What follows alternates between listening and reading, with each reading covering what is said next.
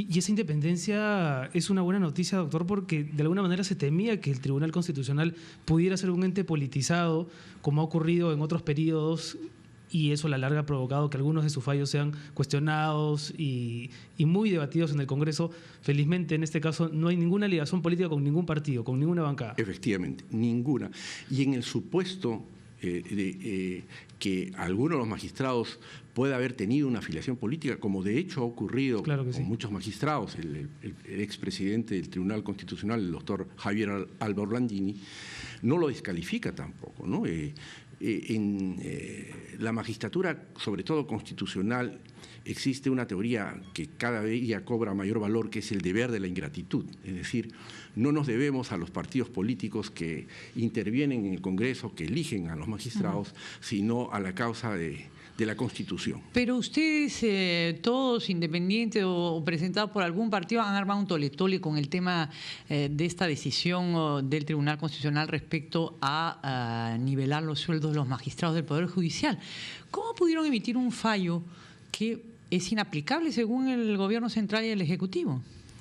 Bueno, la tole-tole a la que hace referencia a lo que usted está viendo, ¿no? Sí, la armó en realidad el presidente del Poder Judicial, el señor San Martín, pero veo es un fallo del Tribunal Constitucional. Veo con satisfacción que ahora el propio señor San Martín ha acatado este fallo y está exigiendo su cumplimiento. ¿Pero qué sacamos con que exija cuando no hay caja, pues, o no hay platitas? Ese es un asunto de carácter fiscal que se ha debido solucionar en su oportunidad. Hay que tener en cuenta que esta ley tiene casi 12 años de vigencia y nadie ha hecho nada o por modificar la ley o por derogarla. ¿Pero qué le diría usted al Ejecutivo, más allá de ir al pasado? ¿Qué le diría usted al Ejecutivo? Ejecute la ley, saque la plata, homologue a los jueces. Ese es un asunto de carácter eminentemente administrativo que le compete al Poder Ejecutivo y que tendría que ejecutar, en todo caso, respetando el principio de equilibrio presupuestal, porque hay que tener en cuenta que la Constitución le reconoce al Poder Ejecutivo la facultad de administrar la hacienda pública. De tal manera que esta ley la ha debido cumplir o, en todo caso, hacer la programación correspondiente. El Tribunal Constitucional, en este aspecto… ¿Y si no la cumple, doctor Urbiano? Quisiera aclarar algo, Mariela.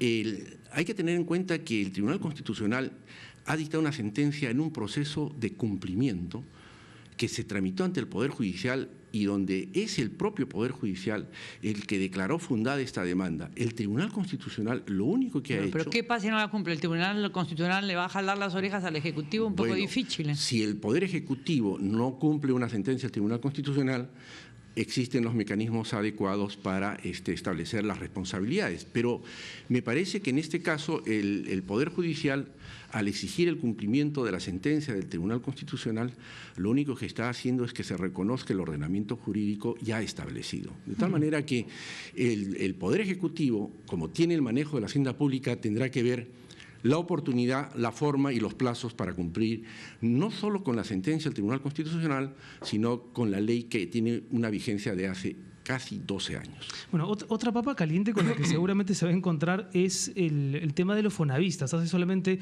un par de días la Asociación Nacional de Fonavistas ha emitido una declaración criticando al Tribunal Constitucional por haber declarado infundada la demanda de inconstitucionalidad, aquí estamos entrando en tecnicismos un poco raros, que los desfavorecen. ¿Cómo analiza usted ese tema y cuáles van a ser, si es que va a haber alguna aclaración respecto de esa última sentencia? Bueno, a mí me extraña la posición de algunos dirigentes de los fonavistas. Esta es una sentencia que ha declarado infundada la acción de inconstitucionalidad que planteó el Colegio de Abogados de Callao. De tal manera que si analizamos fríamente la sentencia, es una sentencia que favorece a los fonavistas.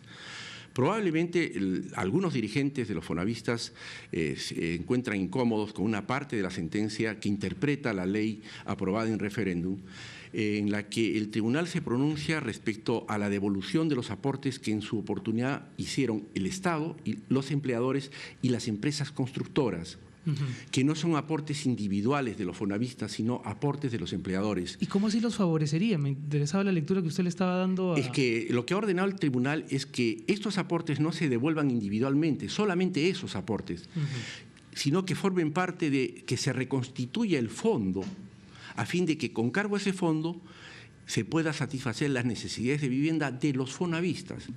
Por otro lado, al haberse declarado infundada la demanda, es correcto que se proceda a la devolución individual de los aportes de los fonavistas, y así lo han interpretado.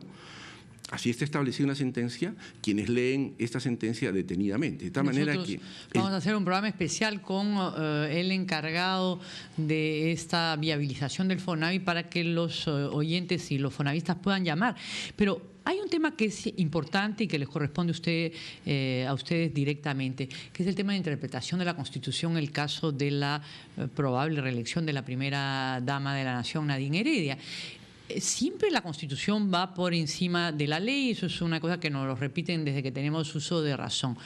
Pero, entonces, ¿para qué está la ley si la ley tiene un espíritu que prohíbe directamente que un familiar cercano del presidente de la República pueda postular? Bueno, ese es un tema que en su oportunidad el Jurado Nacional de Elecciones va a tener que resolver, seguramente. Estamos hablando sobre supuestos. Y lamentablemente... Pero la ley puede ser obviada tan fácilmente porque no está en la Constitución, porque medida, se ha dicho que los ministros, por ejemplo, y disculpe que le haga esta precisión, que los ministros tienen, lo sabemos vía la ley, que los ministros tienen que renunciar 6 meses antes a su cargo si es que quieren postular. Y sin embargo, eso no está en la Constitución. Sí, repito nuevamente, estamos hablando sobre supuestos. Aquí se está planteando el supuesto de que la señora Nadine Heredia o cualquier otro familiar del presidente entre los grados que establece la ley de consanguinidad o afinidad, postulara y que solicitara al Jurado Nacional de Elecciones su inscripción como candidato. Y en ese supuesto tendría que pronunciarse el Jurado Nacional de Elecciones. Resulta prematuro... ¿Que a ustedes no les toca? No, en primera instancia, es decir, en la instancia que le compete al Jurado Nacional de Elecciones, es el Jurado Nacional de Elecciones el que tiene que calificar. Pero puede llegar pues a sus eventualmente veras, a sus puede orillas, llegar a sus pagos. Y usted lo ha dicho, Mariela, si eso podría llegar eventualmente al Tribunal Constitucional. Por lo tanto, eso me releva de poder dar una interpretación. ¿Cuándo una ley es respetada, doctor Urbiola? Bueno, porque si finalmente no está en la Constitución, en la medida que una ley, en la medida que una ley entre en contradicción con la disposición constitucional, la ley es clara y la doctrina constitucional establece que prevalece la Constitución por encima de cualquier otra ley.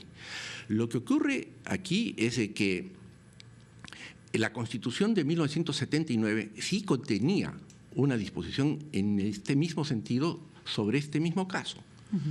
De tal manera que en el Perú hay antecedentes sobre este tipo de prohibición a nivel constitucional. ¿Y eso se toma en cuenta si es que podría tomarse en cuenta eventualmente? Yo no quiero decir que se tome en cuenta, podría. Pero cuando usted dice que una ley está sujeta a lo que señala la Constitución, en el supuesto, volviendo al terreno de lo hipotético, si es que el jurado le diera luz verde a la modificación por la cual la señora Heredia o en general algún pariente del presidente Humala pudiera postular, ¿el tribunal avalaría esa lectura del jurado? El tribunal solo tendría competencia en este caso si se planteara una acción de inconstitucionalidad de esta ley o en un proceso de control concreto a través de un amparo. Vamos a suponer de que quien pretende acceder a una candidatura, el hijo del presidente o la esposa del presidente, se le deniega la inscripción porque existe una disposición constitucional. O sea, el proceso al revés. Ahí escuchábamos al flamante presidente del Tribunal Constitucional, Óscar Urbiola Any, que no quiere precisar o dar mayores detalles